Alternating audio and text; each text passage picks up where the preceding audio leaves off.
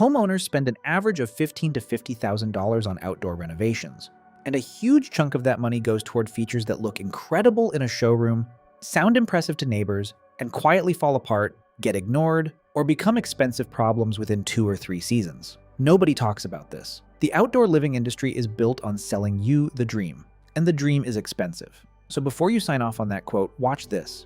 Because some of the most popular patio upgrades out there are genuinely not worth what they cost. I'm not talking about cheap alternatives. I'm talking about specific features that the industry has convinced you are luxury, that are actually a total waste of money. 10 of them. Let's go.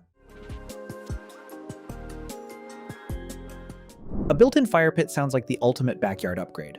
Permanent, architectural.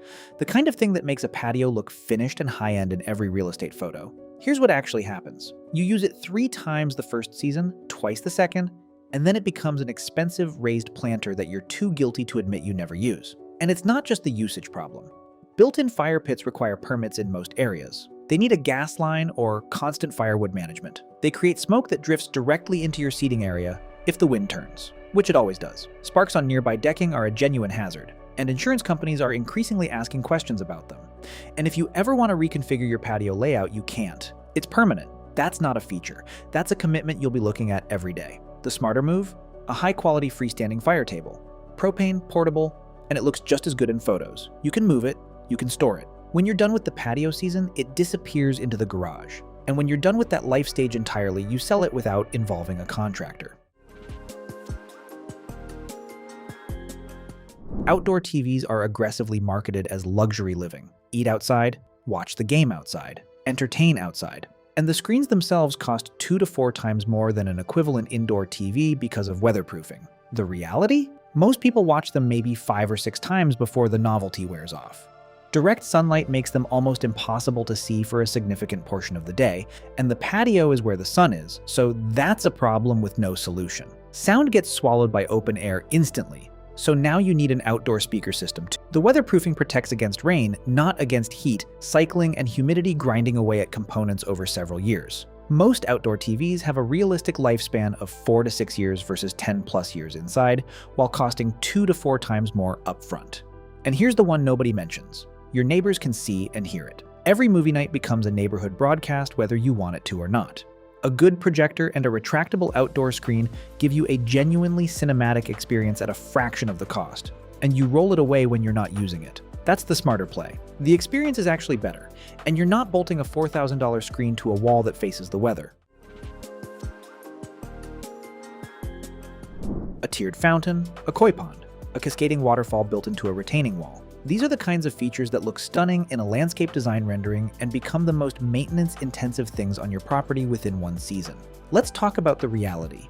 Water features require pumps that need cleaning, winterizing, and eventual replacement. Standing water breeds mosquitoes unless you're running the pump constantly, which means electricity costs adding up quietly every month. Algae builds up, leaves fall in, fish die. And the sound, which seemed so relaxing in the showroom video, gets old faster than you'd expect. The installation cost for a mid-range water feature starts around $3,000 and climbs sharply from there. The ongoing maintenance is something most contractors conveniently forget to mention when they're quoting the job. If you genuinely love the sound of water, a simple self-contained wall fountain, sealed, minimal, easy to drain in winter, delivers the same sensory experience for under $500. The fully built-out outdoor kitchen is the single most oversold patio upgrade in the industry right now. And I want to be clear, a good outdoor kitchen can absolutely add value. The problem is what most people actually build. A built-in grill, a pizza oven, a sink with running water, a mini fridge, a bar area, granite countertops, and custom cabinetry. The full setup. $70,000 to $150,000 for the premium versions. Even a mid-range build runs $20,000 to $40,000. Here's what the data shows. The average homeowner uses their outdoor grill seriously about twice a week during peak summer, and barely at all for the other 9 months of the year. A sink with outdoor plumbing requires winterization in any cold climate, or the pipes crack. Pizza ovens sound incredible until you realize they take 90 minutes to reach temperature and require specific wood and significant technique. You don't need to skip outdoor cooking entirely. A premium freestanding grill, a good prep cart, and a compact outdoor fridge cover 90% of actual usage at about 15% of the cost. Build what you'll use, not what looks impressive at the design consultation. You've seen these. The motorized pergola with adjustable louvered panels that open and close with a button. It retracts in rain, opens for sun, closes for privacy. It looks genuinely futuristic. It also costs between $15,000 and $40,000 installed. And it has a motor, a control system, brackets, and seals, all of which are exposed to the elements year-round. Motors fail, seals crack. The louvered panels, which have to be lightweight enough to move mechanically, tend to flex and warp over time. When something goes wrong, and it will, the repair costs are significant, and the parts are proprietary to the manufacturer. A well-designed fixed pergola with a shade sail or retractable canopy gives you nearly identical functionality, handles weather well, has almost no moving parts to fail, and costs a fraction of the price. The automatic part of these systems is where most of the money goes. Ask yourself honestly whether the automation is worth it. This one flies under the radar because outdoor rugs seem reasonable.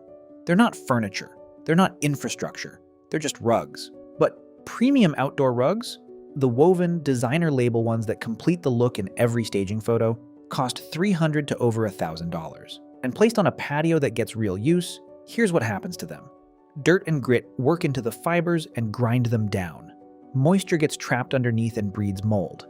Pets, kids, grilling ash, and general outdoor life destroy them faster than any indoor rug. Even the durable versions rarely last more than 2 or 3 seasons with genuine daily use. The sensible move is to treat outdoor rugs as a disposable item. Buy something that looks good and costs under $150. Replace it every couple of years without guilt. The expensive rug will look the same after one summer. The cheap one just costs less when you inevitably replace it. This one specifically targets families who are told the Inground version is the premium choice because it's flush with the lawn, looks cleaner, and is supposedly safer than the raised frame version. Inground trampolines cost 3 to 5 times more than above-ground models. The installation requires excavating a pit, lining it, and managing drainage.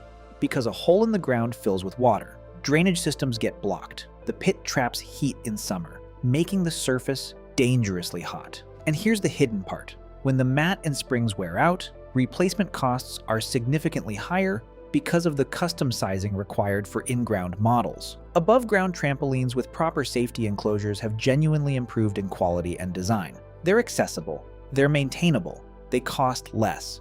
And when the kids outgrow it, you can sell it or move it. The in-ground version looks better in photos. That's essentially the only real advantage. A good irrigation system is worth every penny. Full stop. But the smart home integration that gets upsold onto every irrigation quote, that's where the waste creeps in. We're talking about systems with individual zone moisture sensors, app-controlled scheduling, weather API integration, and hub connectivity that ties into your full smart home setup. For a standard residential outdoor space, this adds $2,000 to $4,000 to an installation that would otherwise cost much less. The actual water savings these premium features deliver over a basic timer-controlled system are modest at best for the average home garden. The sensors need calibration and occasional replacement. The hub systems get discontinued or lose software support. And the complexity means that when something goes wrong, and it will, you're calling a specialist, not just resetting a timer. A quality timer-based drip system does 90% of the same job. Water your zones on schedule, adjust seasonally by hand, and spend the savings on better plants. That's the smart irrigation choice for most people. Landscape lighting done well is one of the highest return investments in outdoor design. But there's a version of it that crosses from smart to wasteful very quickly. The elaborate version includes low-voltage path lights every 2 feet along every border, uplighting on every shrub, color-changing LED strips under every ledge, fiber optic accents in the patio surface, and a full smart control system to manage all of it. Quotes for these complete systems routinely hit $10,000 to $20,000. And the result? When everything is lit, nothing stands out. The eye has nowhere to land. The garden looks like a theme park instead of a considered outdoor space. More importantly, most of those individual fixtures, the cheap path spike lights, the strip LED under the bench, are the first things to fail. Within 2 seasons, you're dealing with half a dozen dead bulbs in different spots and no visual coherence at all. 3 or 4 well-placed, high-quality lights beat 20 cheap ones every single time. Uplight one tree, wash one wall, light the seating area warmly. That's a lighting plan. Everything else is just more electricity, and more things to replace. This one will probably surprise you, because the advice you hear everywhere is to invest in quality outdoor furniture. And that advice is right, just not in the way most people apply it. What most people do is walk into a high-end outdoor furniture retailer, see a beautifully staged set, and spend $4,000 to $10,000 on a complete matched collection. Matching sofa, matching chairs, matching side tables, matching cushion fabric, the full display replicated on their patio. The problem is the same matching problem we covered with indoor furniture. It looks like the showroom. That's where it came from. There's no layering, no personality, no sense that a real person made genuine choices. And then there's the durability reality. Premium price doesn't always mean premium outdoor performance. Brand name outdoor furniture gets exposed to the same UV, moisture, and temperature cycling as everything else. Cushion fabrics fade. Powder coat chips on frames.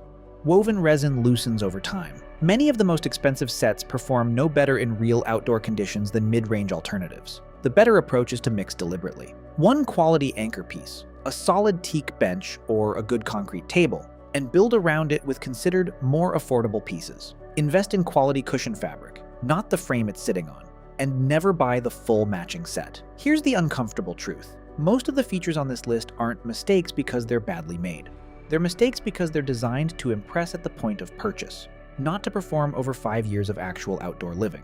The outdoor living industry is very good at selling aspiration. The beautiful render, the staged showroom photo, the glossy lifestyle brochure. None of that shows you the maintenance bill 2 seasons in, the repair call when the motor fails, or the feature you genuinely stopped using after the second summer.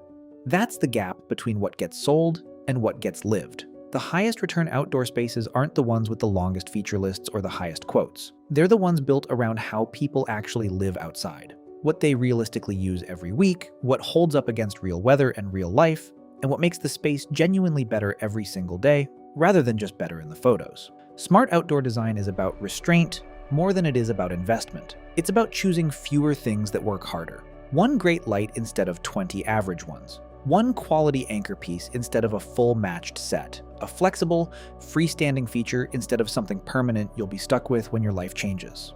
Before you approve any quote, ask one honest question. Will I actually use this in 3 years? Not in the aspirational version of your life. In your real life, with your real schedule, in your real climate. If the answer is uncertain, that's your answer. Save the money. Spend it on what you'll actually use. More of this coming. Practical, honest, and built around real decisions that hold up. I'll see you in the next one.